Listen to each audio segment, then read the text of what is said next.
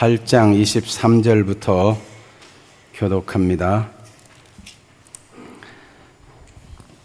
그러므로 천국은 그 종들과 결산하려 하던 어떤 임금과 같으니 결산할 때 10,000달란트 빚진 자 하나를 데려오매 갚을 것이 없는지라 주인이 명하여 그 몸과 아내와 자식들과 모든 소유를 다 팔아 갚게 하라 하니 그 종이 엎드려 절하며 이르되 내게 참으소서 다 갚으리이다 하거늘 그 종의 주인이 불쌍히 여겨 놓아 보내며 그 빚을 탕감하여 주었더니 그 종이 나가서 자기에게 100데나리온 빚진 동료 한 사람을 만나 붙들어 목을 잡고 이르되 빚을 갚으라 하매 빚을 하면 빚을. 빛이 되니까 빚을 갚으라 하매 그 동료가 엎드려 간과에 이르되 나에게 참아 주소서 갚으리이다 하되 허락하지 아니하고 이에 가서 그 빚을 갚도록 오게 가누거늘 그 동료들이 그것을 보고 몹시 딱하게 여겨 주인에게 가서 그 일을 다 알리니 이에 주인이 그를 불러다가 말하되 악한 종아 내가 빌기에 내가 내 빚을 전부 탕감하여 주었거늘 내가 너를 불쌍히 여김과 같이 너도 내 동료를 불쌍히 여김이 마땅하지 아니하냐 하고 이에 주인이 그를 불러다가 말하되 악한 종아 내가 빌기에 내가 건너뛰었어요? 내가 건너뛰어서 읽었어요? 33절 시작. 내가 너를 불쌍히 여긴과 같이 너도 내 동료를 불쌍히 여김이 마땅하지 아니하냐 하고 주인이 노하여 그 빚을 다 갚도록 그를 옥졸들에게 넘기니라.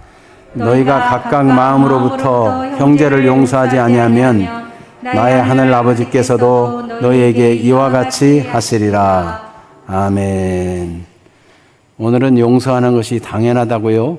이런 제목으로 말씀을 나누겠습니다. 용서라는 단어만 들어도 상처가 되는 사람이 있습니다. 그래서 용서는 특별한 사람, 아주 훌륭한 인격자, 또 특별한 때만 특별 사면처럼 그렇게 하는 것처럼 생각할 수 있습니다. 그러나 예수님은 용서하는 일에 대해서 당연한 것이고 일상적인 것이고 보편적이라고 말씀을 해 주셨습니다. 심지어 예수님은 그렇게 가르칠 뿐만 아니라 용서하는 삶을 자신의 삶의 목적으로, 자신의 삶의 방향으로 삼았습니다. 그래서 마가복음 2장 17절에 보면 레위라는 사람이 예수님 따르게 되었을 때 잔치를 벌였는데 거기 세리와 죄인들이 많이 와서 식사했거든요. 예수님이 그 식사 자리에 참여한 것 때문에 바리새인과 종교 지도자들로부터 공격을 받았습니다. 그때 예수님 말씀합니다. 내가 의인을 부르러 온 것이 아니요 죄인을 불러 회개시키러 왔노라. 예수님은 사람이 죄를 회개하고 돌이켜 하나님의 용서를 받는 일을 위해서 자기 목숨까지 내어주셨습니다. 인자에 온 것은 섬김을 받으려 함이 아니라 도리어 섬기려 하고 자기 목숨을 많은 사람의 대속물로 주려 함이라. 예수님이 대속물이 되어 주심으로 누구든지 그를 믿는 자는 구원받게 하기 위해서 예수님은 이 땅에 오신 것입니다.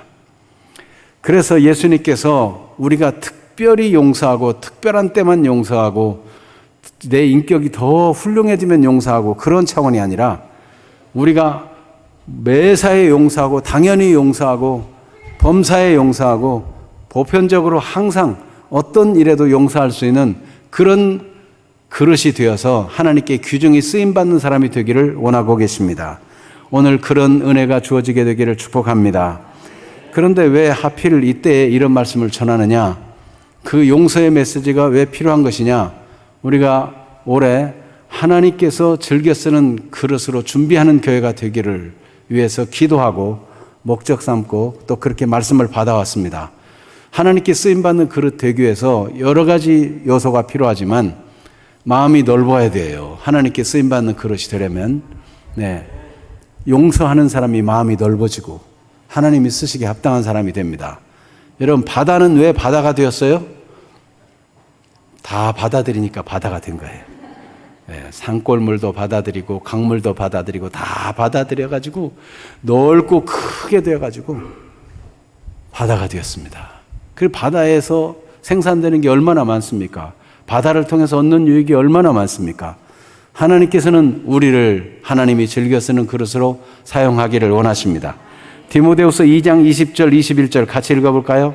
큰 집에는 금그릇과 은그릇뿐 아니라 나무그릇과 질그릇도 있어 귀하게 쓰는 것도 있고 천하게 쓰는 것도 있나니 그러므로 누구든지 이런 것에서 자기를 깨끗하게 하면 귀히 쓰는 그릇이 되어 거룩하고 주인의 쓰심에 합당하며 모든 선한 일에 준비함이 되리라. 아멘. 이번 명절에도 일가 친척 형제 자매들 모이면 다양한 그릇들을 막 이제 안 쓰던 그릇도 내놓고 쓰게 되겠죠. 우리도 보면은 즐겨 쓰는 그릇이 있어요. 늘 그 그릇은 늘 쓰는데 접시 종류 같은 거 있죠. 옛날 우리 교회에서 나눠준 거. 그거 잘 써요, 그거. 그리고 잘 쓰는 그릇. 이번 우리 30주년에 나눠준 그릇. 거기 탁 음식 넣고 밀폐해가지고 말이에요. 여러분, 하나님이 즐겨 쓰는 그릇들이 되기를 축복합니다. 용서의 그릇을 하나님은 즐겨 쓰시는 거예요. 그래서 특별히 추석 명절을 맞이해서 이 말씀을 함께 나누게 된 것은 사랑과 배려의 모임이 되어야 되기 때문에 사실은요, 이 하나님께서 예수님을 통해서 용서를 가르칠 때 7번만이 아니라 7번씩 70번이라도 용서해라. 끊임없이 용서라는 말씀을 가르쳤는데 오늘 그 말씀을 나누는 거잖아요. 그 예로 이 1만 달란트 빚진 자의 이야기가 나오게 되는 거죠. 그렇게 끊임없이 용서하고 용서하는 것은 사실은 우리 추석 명절을 맞이해서 가족을 생각할 때 우리 가족들 안에서 일어난 일입니다. 그렇게 사랑받고 배려받은 일이 이 가족의 추억 속에 다 가득가득 담겨 있어요. 그래서 명절을 만나면은 가족끼리 모여서 오손도손 옛 추억도 얘기하면서 서로 사랑하고 용납한 일에 대해서 감사하는 마음을 잊지 말아야 될 것입니다. 오늘 우리 여기까지 존재하게 된 것은 부모님의 사랑과 용납이었어요. 똥을 누워도 아이고 이쁜 내 새끼 이쁘게도 쌌구나. 그리고 용납해주고, 아이고 내 새끼. 그래 말을 실수해도 그래도 아주 말을 잘한다고 칭찬해주고 받아주고 용납하는 가운데 그렇게 자라났어요. 저도 제 경험을 생각해 보면 부모님이 무슨 잘못한 일이 있으면 그때그때 예단치고 그때그때 혼내고 그렇게 하질 않았어요. 여러분 어때요? 부모님이 뭐 하나 잘못하면 그때마다 막 꼬장꼬장 잡아 세워놓고 벌 세우고 매로 때리고 고치려고 했습니까? 최소한 이런 얘기 들어본 적 있죠. 너 다음에 한 번만 더 하면 3번째야. 조심해. 참았다는 거죠. 참았다는 거예요. 그런데 말씀이 3번째지. 마음에 안 드는 게 얼마나 많았겠어요. 그래도 참아주고 용납하고 기다려주고 그렇게 우리가 용납과 용서를 받아서 지금 여기 존재하고 있는 것입니다. 모든 잘못을 다 야단치고 정죄하고 판단하고 괴롭혔다면 건전한 인격으로 지금까지 존재할 수가 없어요. 형제 간에도 용납하고 친구 간에도 용납하고 직장에서도 서로 용납하고. 여러분 추석 명절에 형제 간에 모여서 이렇게 아름다운 추억을 이야기하면서 용납하고 사랑하는 용서하는 그런 은혜로운 절기 명절이 되기를 축복합니다. 성경적인 배경을 보면 어떻습니까? 예수님이 지금 1만 달란트 빚진 자의 비유, 예수님이 지금 이 비유를 말씀하신 배경을 보면 이 마태복음 18장 전체를 통해서 보여주는 것은 예수님이 천국을 말씀하고 있어요. 천국. 그래서 오늘 23절에 이 1만 달란트 빚진 자 탕감한 얘기를 시작할 때 천국은 이렇게 시작하고 있어요. 그러므로 천국은 그 종들과 결산하라 하던 어떤 임금과 같으니. 천국. 그래서 18장 3절에서 10절에 보면 천국에서 누가 큰 자냐? 어린아이 하나 앞에 세우고 이 어린아이와 같이 자기를 낮추는 자가 큰 자다. 천국을 설명해요. 또 12절에서 14절에 보면 길 잃은 양 설명하죠. 어떤 사람이 양 100마리가 있는데 한 마리가 길을 잃었으면 99을 두고 그 한 마리를 찾아낸다는 거예요. 찾아내고 돌아와서 심히 기뻐서 잔치를 벌인다는 거죠. 예수님이 이 말씀을 하실 때 천국에서는 회개할 것 없는 의인 99을 인해서 기뻐하는 것보다 한 사람이 돌아와 회개하고 돌아온 것을 기뻐한다는 것입니다. 천국 얘기. 지금 천국 얘기를 계속 하는 중에 이 말씀을 하신 거예요. 그래서 마태복음 18장 14절 읽어볼까요? 이와 같이 이 작은 자 중에 하나라도 잃는 것은 하늘에 계신 너희 아버지의 뜻이 아니니라. 지금 구원을 말씀하고 싶어서 이 천국 얘기를 계속하고 있다는 것입니다. 천국의 주인공, 구원받을 사람, 자기를 낮추는 사람, 잃어버린 사람이라도 구원받도록 하나님은 끝끝내 찾아내시고 기뻐하신다. 천국 얘기예요. 지금 1만 달란트 빚진 자 용서하는 얘기, 우리가 무슨 수로도 우리 죄를 용서받을 길이 없는데 하나님 우리 죄를 용서해 주신다. 우리 구원의 얘기를 말씀해 주는 것이고, 구원받은 자는 그러기 때문에 또 다른 사람의 구원을 위해서 배려하며 살아야 된다 하는 말씀을 하고 계시는 것입니다. 죄에 대한 경고와 용서를 말씀하십니다. 그래서 예수님께서 마태복음 18장에서 15절에서 20절에 보면은 예수님께서 내 형제가 죄를 범하거든 먼저 상대방을 만나서 개인적으로 권고해라. 그래서 그 말을 듣는다면은 너는 한 사람을 얻은 것이다. 이렇게 말씀합니다. 그 개인적인 권면도 안 들으면 두세 증인을 데려가서 얘기해서라도 결국은 회개하고 돌아오게 하라. 그 말도 안 들으면 교회 앞에 공적으로 얘기해서라도 그가 회개하고 돌아오게 하라. 그렇게 했는데도 듣지 않으면 교회에서 쫓아내가지고라도 뉘우치고 깨달아서 돌아올 수 있도록 이방인과 세리같이 여겨서 다시 회개하고 돌아올 수 있도록 해라. 결국은 천국 구원 중심으로 말씀하고 계시는 것입니다. 그래서 하나님은 오늘도 우리가 용서하고 용납하는 사람이 되어서 다른 사람의 구원의 길을 여는 사람, 구원받고 하나님께 돌아오도록 우리가 용서하는 사람이 될 것을 말씀해 주는 것을 그 성경적인 배경을 통해서 알 수 있습니다. 그래서 이 말씀을 하시는 병행구절인 누가복음 17장 3절에는 이런 말씀이 있어요. 너희는 스스로 조심하라. 만일 내 형제가 죄를 범하거든 경고하고 회개하거든 용서하라. 이게 마태복음 18장하고 마태복음 17장이 서로 병행구절이에요. 간단히 이 빚진 자, 1만 달란트 빚진 자, 100달란트 빚진 자, 이 설명 빼고 누가복음은 요약적으로 말할 때 내 형제가 죄를 범하거든 경고하고 회개하거든 용서하라 말씀하는 겁니다. 그러니까 지금 이 마태복음 18장에 1만 달란트 빚진 자 얘기를 들을 때 경고의 말씀이 있을까요, 없을까요? 죄를 지으면 경고하라. 그리고 회개하면 용서하라. 용서는 그 1만 달란트 탕감해 준 거 분명하잖아요. 경고하는 거 있을까요, 없을까요?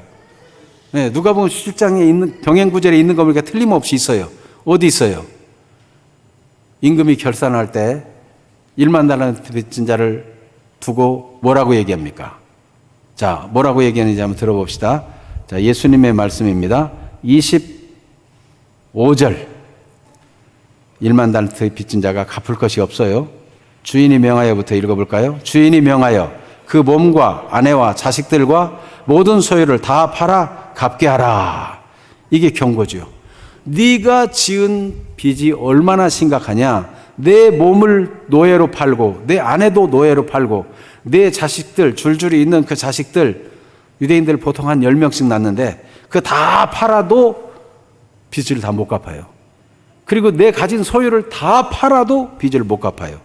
그런 정도로 심각한 빚이 1만 달란트의 빚이라는 거죠. 그런데 이 종의 주인이, 이 종이 엎드려서 절하면서 땅에 엎드려가지고 절을 하면서 간곡히 나를 참아주세요. 내가 다 갚겠습니다. 애원하는 모습을 보니까 주인이 불쌍해서 그 사람의 노력으로는 갚을 수 없는 빚을 한꺼번에 다 없는 걸로 면제시켜줬다. 탕감시켜줬다는 것입니다. 그러니까 예수님은 죄에 대해서 우리가 경고를 받기를 원합니다. 그리고 뉘우쳐 회개해서 용서받는 사람이 되기를 원하고, 우리가 그렇게 용서받은 만큼 다른 사람을 대해서도 그 같은 절차, 복음을 전할 때 예수 믿으면 복 받습니다. 예수 믿으면 사업도 잘 됩니다. 예수님은 건강합니다. 예수님은 하나님이 보호하십니다. 예수님은 하나님이 공급해 주십니다. 이것만 말하면 온전한 복음이 아니에요. 그러면 더 많이 복을 준다는 대로 가는 게 더 유리하지요. 더 안전하고 더 사업 잘 되고 더 건강한 대로. 그러나 복음은 그게 아니에요. 복음은 죄에 대한 경고가 반드시 있습니다. 경고. 사람의 죄가 얼마나 심각한가, 이 경고가 반드시 따라야 돼요. 사람의 죄는 사람이 수단 비누를 써서 씻어도 죄는 씻겨지지 않는다. 드럼 세탁기, 최신 드럼 세탁기가 나와서 그 속에 용량이, 여러분이 몸이 들어갈 수 있는 큰 용량이 나온다 해도 그 속에 들어가면 씻겨질 수 있습니까? 씻겨질 수 없어요. 여러분, 수행을 하고 고행을 하고 그래서 죄가 씻겨지는가? 그 어떤 고행 수행을 다 해도 죄는 씻겨지지 않습니다. 죄는 사람의 수행과 노력으로, 선행으로, 어떤 종교로도 해결이 안 되는 게 죄예요. 만일 다른 길이 있었다면 하나님이 바보입니까? 하나님이 사랑하는 독생자를 왜 십자가에 희생해요? 다른 길이 있는데. 여러분, 잘못된 종교, 이 연합운동하는 사람들은, 종교다원주의자들은 아무거나 믿으면 된다. 다 종교가 좋은 데 가자는 거 아니냐? 불교를 믿어도 되고, 마호메스를 믿어도 되고, 석가모니를, 유교, 공자님을 믿어도 되고. 여러분, 그건 다 사기예요. 그럴 수가 없어요. 하나님이 그럴 것 같으면 하나님의 아들 예수님을 십자가에 죽게 보내지 않는 거예요. 인간의 죄가, 그 수많은 죄가 절대로 해결될 수 없기 때문에 하나님의 아들 예수님을 우리 죄를 대신해서 죽게 하신 거죠. 그래서 예수님을 내 죄 대신해서 죽으셨다는 것을 믿는 자가 구원받게 되는 것입니다. 그래서 우리가 복음을 말할 때 죄의 심각성에 대해서 반드시 얘기해야 되는 거예요. 그 죄를 해결하지 못하면 어떻게 되느냐? 한 번 죽는 것은 사람에게 정하신 것이요 그 후에는 심판이 있으리라 말씀하셨는데, 그 심판받은 것, 죄가 해결 안 된 채로 심판받으면 어디 가요? 지옥 가는 거예요. 이 땅에서도 죄가 해결 안 된 죄 목록이 있고 죄가 분명해요. 그러면 어떻게 돼요? 감옥 가는 거잖아요. 하나님 앞에, 심판대 앞에 다 서게 될 텐데 죄 해결 못하면 영원한 지옥에 갑니다. 그 지옥은 불도 꺼지지 아니하고 구더기도 죽지 않고 불로 소금치듯 하리라 그랬어요. 여러분, 자살하는 사람은 왜 자살해요? 이번에도 자영업자들이 자살한 것 얼마나 안타까워요. 얼마나 힘들면 그러겠어요. 참 너무 힘들고 지치니까 자살까지 생각했겠죠. 근데 그 자살하는 마음, 그 사람들을 비난할 마음이 없습니다. 그 사람들이 자살할 때는 굳게 믿는 게 한 가지가 있어요. 그게 뭡니까? 이 힘든 세상, 내가 자살하고 죽고 나면 이제 끝나겠지. 내가 더 힘든 거 더 이상 안 봐도 돼. 내가 애달복달하면서 어떻게든지 월세 내고 이렇게 살려고 안 해도 돼. 이제 끝내는 거야. 그리고 자살합니다. 그런데 여러분, 사람이 죽으면 끝입니까? 죽은 후에는 영원한 세계가 기다리고 있는데, 예수 믿지 않고 죽은 자에게는 영원한 심판, 마귀가 가는 지옥이 기다리고 있어요. 죽음은 끝이 아니고 끝나지 않은 영원한 고통이 기다리고 있는 거예요. 그러니까 여러분, 절대로 자살해서는 안 돼요. 끝낼 수가 없어요. 그래서 예수 믿어야 되는 거예요. 이번 명절에 만나서 일가 친척들에게 죄에 대한 경고와 그리고 하나님의 은혜를 전한다면 복된 시간이 될 것입니다. 예수님께서 이 말씀하시는 것은 협박하기 위한 것이 아니고 사람들의 마음을 불편하게 하려고 한 것이 아니에요. 사람들은 죄 얘기를 하면은 굉장히 불편하다고 생각하는데 하나님의 뜻은 불편하게 하려는 것이 아니고 구원을 주시려는 뜻이에요. 더 이상 고통 없는 영원한 세계가 있고 하나님이 인간을 얼마나 사랑하면 독생자를 이 땅에 보내주셨는가, 이것을 알게 해주고 싶은 거예요. 그래서 예수님께서 이 1만 달란트 빚진 자 이 얘기를 하는 것도 죄에 대한 경고를 하는 것이고, 도무지 하나님의 용서 아니고는 해결할 길이 없다는 것을 말씀하시는 것이고, 누구든지 이 용서를 받으며 또 다른 사람을 용서해가지고 얼마든지 용서받고 구원받는 사람이 더해지게 하라는 하나님의 나라를 말씀하고 있는 것입니다. 죄의 결과가 얼마나 무서운지 성경은 직접적으로 명백하게 말씀하고 있습니다. 로마서 6장 23절 같이 읽습니다. 죄의 싹은 사망이요 하나님의 은사는 그리스도 예수 우리 주 안에 있는 영생이니라. 죄에 대한 대가는 반드시 치르게 되어 있는데 사망, 멸망, 영원한 지옥, 그렇습니다. 그런데 예수님께서 이 비유를 말씀하시면서 집중적으로 사용한 단어들이 있어요. 임금님, 종들, 주인, 또 탕감받은 자와 그 동료, 뭐 이런 단어를 계속 자주 사용합니다. 예수님께서 이 말씀을 하시는 것은 하나님은 절대자이고 우리의 주님이시며 우리를 용서해 주는 분이다. 그렇기 때문에 내가 용서했다면 용서받은 너희도 얼마든지 용서해야 된다. 그래서 사람들을 구원받게 해야 된다 하는 것을 말씀하고자 하시는 의도가 있는 것입니다. 그래서 디모데 전서 1장 15절 같이 읽습니다. 미쁘다 모든 사람이 받을 만한 이 말이요 그리스도 예수께서 죄인을 구원하시려고 세상에 임하셨다 하였도다. 죄인 중에 내가 괴순이라. 자기를 정직하게 살펴보면 죄인 중에 내가 악질 중에 악질이고 죄인 중에 괴수거나, 성자는 자기를 깊이 성찰해서 자기가 죄가 얼마나 심각한 죄가 있는지, 이 죄의 결과가 얼마나 끔찍한지를 발견하는 사람이 거룩한 사람, 성자예요. 바울은 자기를 들여다보니까 이렇게 심각한 죄인을, 나 같은 죄인을 위해서 예수님께서 구원하시려고 오셨다, 이거를 고백했어요. 또 다른 성경 구절에서 바울사들은 이런 고백도 했어요. 나를 오고 오는 세대의 본을 삼으시려고, 예수 믿고 구원받은 사람의 본이 되게 하시려고 나에 대해서 그렇게 오래 참으시고, 내가 교회를 박해하고 포행을 저지르고 폭행자요 살인자였지만 하나님이 나를 찾으시고 용납하시고 나를 기다려 주셔서 구원하신 것은 오고 오는 세대의 모든 믿는 자, 모든 죄인이라도 하나님의 용서를 받고 구원받는 일에 본을 삼으시려고 나를 그렇게 만드셨다, 그렇게 고백했습니다. 여러분, 죄를 깨닫고 회개하면, 그래서 예수 믿으면 구원받는다, 이 복음을 절대로 놓치지 말아야 돼요. 그래서 우리가 오늘 용서하는 것이 당연하다고 이럴 때 미운 사람이 생각날 수 있지만, 먼저 생각해야 될 것은 내가 용서받은 자다, 이걸 먼저 생각해야 되는 거예요. 내가 하나님께로부터 그렇게 무조건적으로 용납받은 자다, 내가 부모님으로부터, 형제 자매로부터, 친척들로부터, 친구들로부터 나는 그렇게 수많은 용서와 용납을 받은 사람이다, 이걸 먼저 생각해야 돼요. 그럴 때 또 다른 사람도 용서할 수 있는 사람이 되는 것입니다. 자, 그러면 우리가 다른 사람을 용서할 때 과연 그것이 특별사면처럼 특별한 것이 되어야 되는가? 아니면 언제든지 당연히 해야 될 일이어야 하는가? 그렇다면 왜 그런 것인가?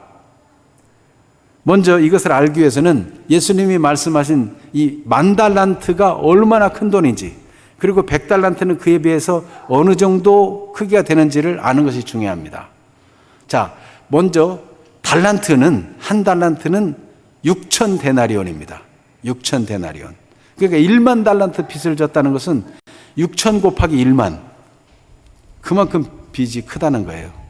그런데 100데나리온은, 한 데나리온은 노동자 하루 품삯이에요. 그러니까 뭐 10만 원만 쳐도 100데나리온이면 얼마입니까? 적지 않은 돈이에요, 그것도. 그런데 이게 비율로 보면 6천 데나리온 곱하기 1만 대 100데나리온은 60만 대 1이에요. 60만 대 1. 그러면 그대로 적용하면 60만 원 빚을 없는 것으로 해줬는데 이런 빚진 사람 목을 누르고 죽이겠다고 하면서 당장 감옥에 넣겠다는 얘기예요.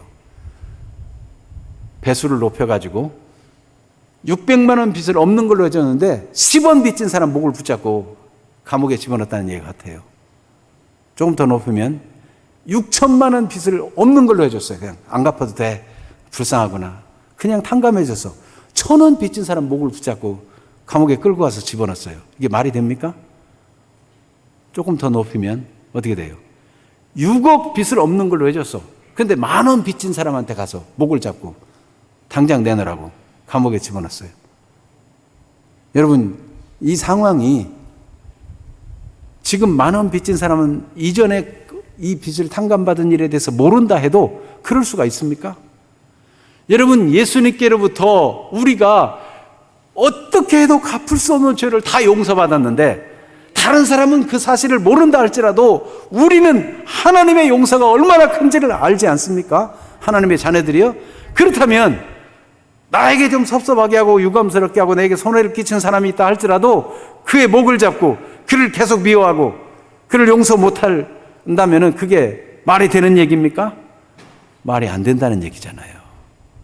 예수님이 그 말씀하고 있는 거예요. 그러니까 우리는 누구의 죄라도 우리가 받은 용서에 비하면 누가 나에게 얼마나 손해를 끼쳤어도 그거는 세 발의 피, 아무것도 아니라 당연히 용서해야 될 만한 것이다. 이렇게 말씀하는 거예요. 여러분, 말씀을 하나님 말씀으로 받으면 생각이 바뀝니다.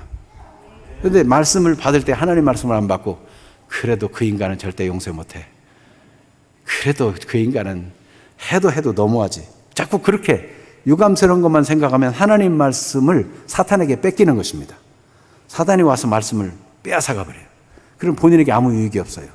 하나님 말씀으로 받으면 맞아, 그렇지, 내가 얼마나 큰 사랑을 받았고 용납을 받았고 용서를 받았나.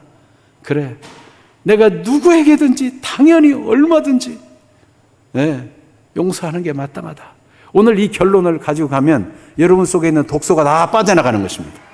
마귀가 여러분을 올무로 삼아가지고 계속 괴롭힌 것들을 싹 없애버리는 것입니다. 죄의 사슬이 끊어지는 거예요. 죄와 사망의 법에서 이 생명의 성령의 법이 여러분을 해방시켜주는 것입니다. 불안이 떠나가게 될 것입니다. 면역질환들이 떠나가게 될 것입니다. 이번 금요 집회 끝나고 가서 제가 그 명의라는 EBS 방송의 그 프로그램을 잘 보는데 좀 늦게 갔지만은 보니까 말이에요. 이 원형 탈모에 대한 얘기가 나오더라고요. 머리가 막 탈모가 심각해요. 뭐 어떤 사람은 아예 머리가 다 빠지고 안 나고 이런 사람이 있는데 그게 자가 면역 질환이래요. 병균이 오면 면역 체계가 활동해 가지고 병균을 죽이는 일을 하는데 이게 면역 체계가 이상이 오니까 자기 몸을 자기가 공격해 가지고 계속 멀쩡한 머리를 공격해 가지고 머리를 뽑아내 버리는 거죠. 여러분, 이 자가 면역 질환 혹은 자기 면역 질환이라고도 하는데 이거는 몸에 이상이 생긴 거예요. 몸에 교란이 일어난 거예요. 여러분, 용서하지 못하고 죄를 품고 악을 품고 독을 품고 온갖 스트레스를 끌어안고 살면 몸에 이상이 오게 돼 있어요. 정신적인 이상이 오게 돼 있어요. 불안하고 우울하고 허무하고 이 독소가 제일 먼저 자기를 해치게 돼 있어요. 여러분, 이제 그만 용서하시기를 바랍니다. 여러분 자신을 위해서라도 용서하시기를 바랍니다.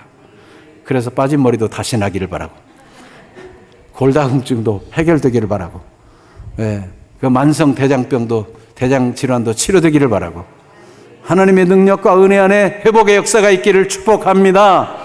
영혼이 잘된 같이 범사가 잘 되고 강건하게 되고 관계도 좋아지고 추석에 일가 친척 모이면 서로 사랑하고 웃고 행복한 시간 되기를 축복합니다.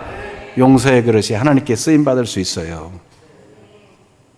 그래서 용서받은 사람이 다른 사람을 용서할 수 있기 때문에 우리에게 먼저 용서를 주시고 너도 용서해라, 그렇게 말씀하는 거예요. 여러분, 고기도 먹어본 사람이 먹을 줄 알잖아요. 네? 먹어본 사람이. 먹어보지 않으면 그 맛을 몰라요. 먹어봐야 맛을 알지. 땡땡 간장. 여러분, 오늘 하나님의 무한한 용서를, 하나님께서 그리스도를 보내어 우리가 죄인이고 도무지 스스로 죄를 씻을 길이 없다는 것을 알고 예수님을 보내신 그 하나님의 사랑을 믿어 예수님을 구주로 믿으면 하나님의 자녀가 되고 구원받고 용서받아 영원한 천국에 주님과 더불어 사는 존재가 되고 이 땅에서도 천국 같은 삶을 누리게 해주시는 것인데, 이런 용서를 받은 사람으로서 마땅히 다른 사람도 용서하고 배려하는 사람으로 살아가게 되기를 축복합니다. 해산물을 먹어본 사람이 그 맛을 알아요.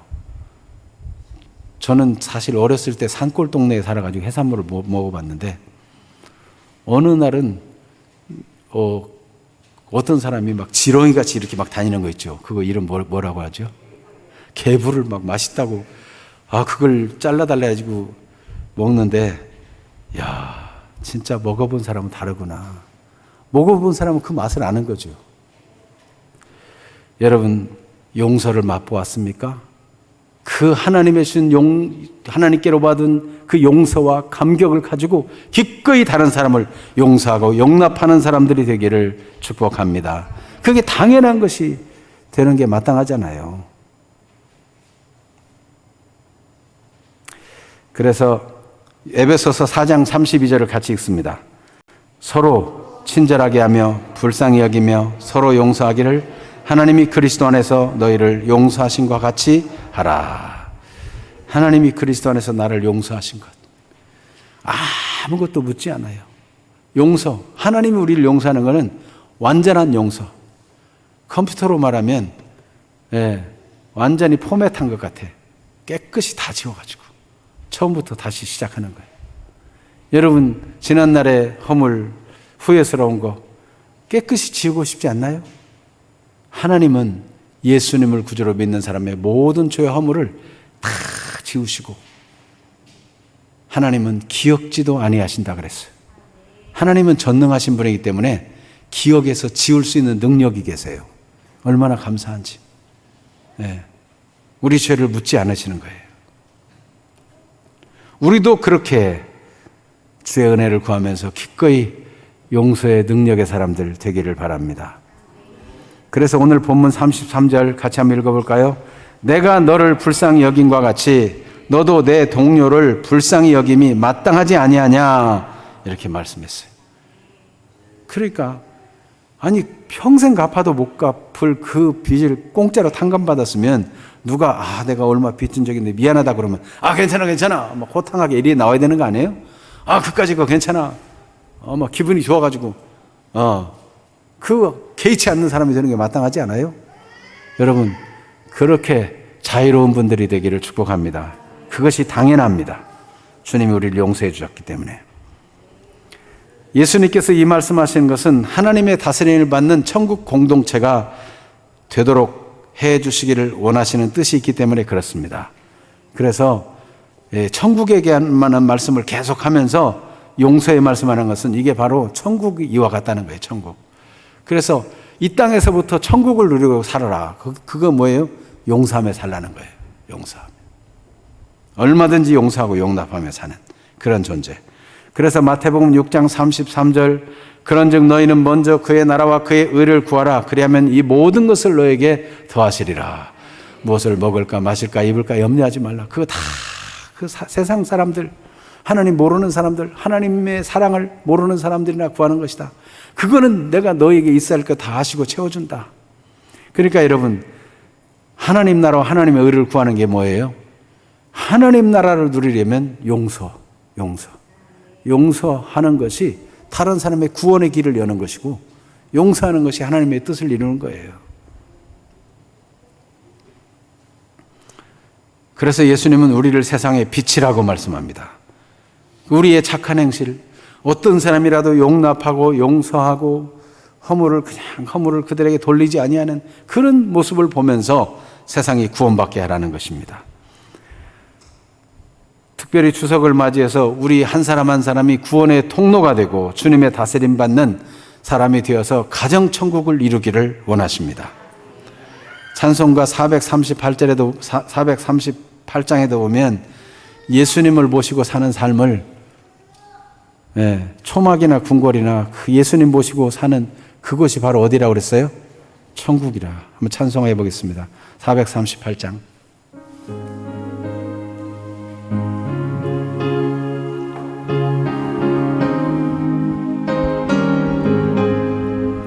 내 영혼이 건총으로 조망제지 엉거리나 내 주 예수 오신 곳이 그 어디나 하늘나라 할렐루야 찬양하세 내 모든 죄 사함받고 주 예수와 동행하니 그 어디나 하늘나라 1절 다시 합니다.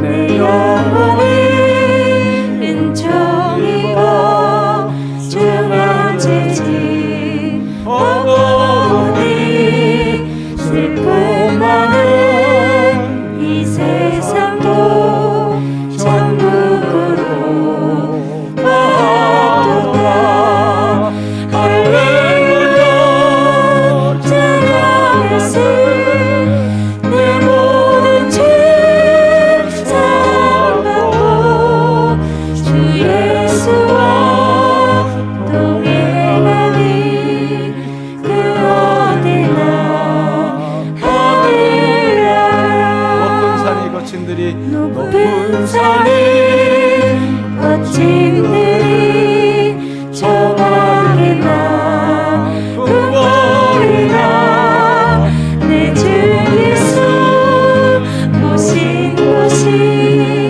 그 어디나 하늘나라 할렐루야 찬양하세 내 모든 죄 사함받고 주 예수와 동행하니 그 어디나 하늘나라. 아멘. 가족끼리 모였는데 집이 좁고 혹은 전세 살고 혹은 지하실에 살아도 내 주 예수님만 모시고 계시다면 그것이 하나님 나라 아닙니까? 초막이든지 궁궐이든지 좁든지 넓든지. 여러분, 이번 추석에 일가 친척 형제 자매 모여서 천국을 이루는 시간, 이게 용납하는 지난날에 그렇게 용서해주고 용납해주고 기다려주고 그래도 참아준 그 일에 대해서 감사하는 그런 대화를 좀 나눌 수 있기를 바랍니다.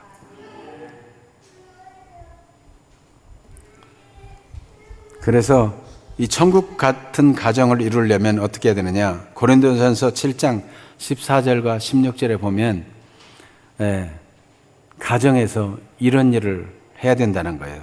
자, 14절 한번 크게 읽어봅니다. 믿지 아니하는 남편이 아내로 말미암아 거룩하게 되고 믿지 아니하는 아내가 남편으로 말미암아 거룩하게 되나니 그렇지 아니하면 너희 자녀도 깨끗하지 못하니라. 그러나 이제 거룩하니라. 16절. 아내된 자여 내가 남편을 구원할는지 어찌할 수 있으며 남편된 자여 내가 내 아내를 구원할는지 어찌할 수 있으리요. 그래서 가정에서 문제가 있어도 믿는 남편은 생각하기를 내가 참아주고 용납하는 것을 통해서 믿지 않는 내 아내가 구원받을지 어떻게 알겠는가, 이런 마음 가지고 용납해주고, 믿는 아내는 믿지 않는 남편을 내가 용납해주고 내가 참아주고 기다려주면 내가 용서해주는 걸 통해서 남편이 구원받게 될지 어찌 알겠는가. 믿는 남편을 인해서 믿지 아니하는 아내가 거룩하게 되고 믿는 아내를 통해서 믿지 아니하는 남편도 거룩하게 될 수 있다는 것입니다. 낙심하지 말고 이 명절에 서로 사랑하고 용납하는 은혜의 시간들이 되기를 바랍니다. 그래서 자녀들도 부모에게 순종하고 복종하고 그렇게 할 것이고, 부모들도 자녀들을 노엽게 하지 말고 오직 주의 교양과 훈계로 양육하며 참아주고 기다려주고 용납하는 그런 일을 할 때 가정 천국이 이루어지는 것입니다. 예수님께서 이렇게 당연히 용서해야 될 것을 말씀하신 것은 잘못을 깨닫고 용서를 구하는 자는 얼마든지 용서해라. 또 당연히 용서해서 사람들을 구원받게 하라는데 이 말씀의 목적이 있는 것입니다.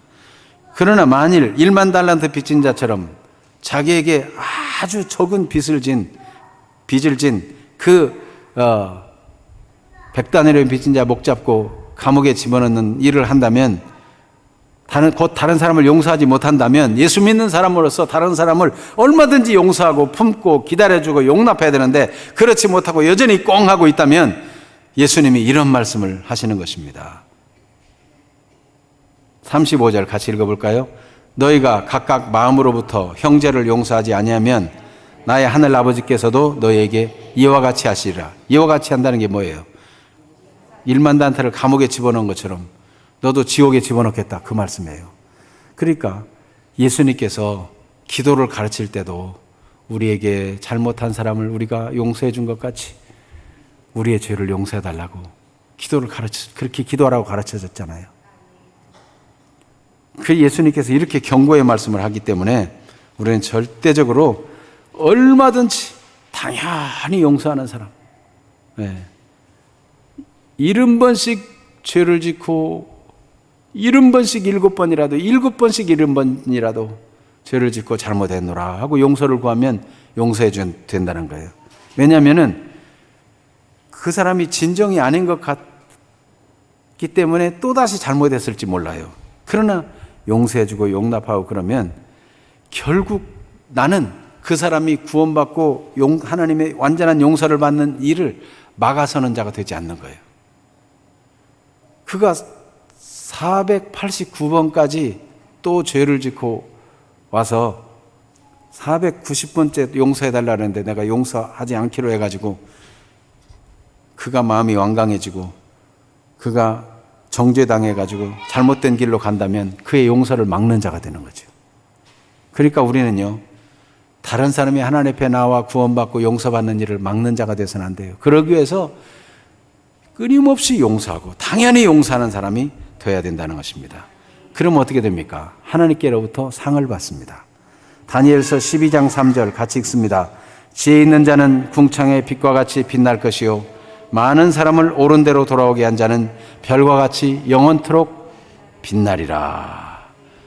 끊임없이 인내하며 용납하고 용서하는 그런 믿음의 그릇 되어서 하나님의 구원의 역사를 이루고 상 받는 주인공들이 되기를 축복합니다.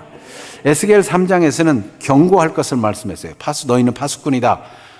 그래서 누가 죄를 범하면 그러면 안 된다고 경고를 해라. 회개해서 돌이키게 하라. 그러면 너는 한 사람을 얻는 것이다. 그래서 하나님은 너에게 그 책임을 묻지 않을 것이다. 그러나 네가 경고하지 않아서 그가 계속 죄 가운데 거하고 돌이키지 않아서 멸망하게 된다면 너에게 파수꾼의 책임을 묻는 것처럼 너에게 책임을 물을 것이다. 그런 말씀을 하셨어요. 그러나 네가 용납하고 그를 경고하고 용서하고 그래서 그가 진심으로 돌아오게 한다면 너는 상을 받는다. 그렇게 말씀하고 있는 거예요. 여러분, 끝까지 용서하고 용납하고 용서하는 게 아주 당연한 체질이 돼가지고 누가 얼마든지 잘못했다고 뉘우치면 용서해 줄 수 있는 그런 사람이 되어서 하늘의 상을 풍성히 받고 이 땅에서도 마음의 자유와 평강을 누리고 천국을 누리는 삶을 살게 되기를 축복합니다. 아멘. 이 시간 말씀을 생각하며 기도합시다. 용서하는 것이 당연하다고 가르치시는 것은 우리를 그런 사람 되게 하시려는 하나님의 선한 뜻이 있습니다. 우리 안에 먼저 천국이 이루어지고 우리 공동체, 가정 공동체, 교회 공동체가 천국이 되기를 원하고 이 선한 빛의 소금과 빛 같은 이런 삶을 살아서 선한 행실로 온 세상에 다 비추어 세상을 구원하는 일에 우리를 구원의 통로로 사용하기를 원하시는 하나님의 뜻이 있습니다. 우리가 그렇게 용서하고 용서할 것은 당연한 일이고, 그걸 통해서 사람들을 경고하고 용서받게 해서 사람들을 구원한다면 이것은 가장 가치 있는 일이고 영원히 상받는 일입니다. 주님, 내가 받은 용서를 생각하며 용서하는 체질이 되게 하시고 용서의 그릇이 되어서 하나님 앞에 잘했다 칭찬받고 상받는 그런 사람의 삶이 되기를 원합니다. 말씀이 내 속에 생명이 되고 능력이 되고 말씀이 성취되기를 원합니다. 이러한 믿음의 기도를 이 시간 드리는 시간 되기를 바랍니다. 다 같이 기도합시다. 하나님, 우리 아버지의 주의 은혜를 감사합니다. 우리가 주여 못할 때 미워하고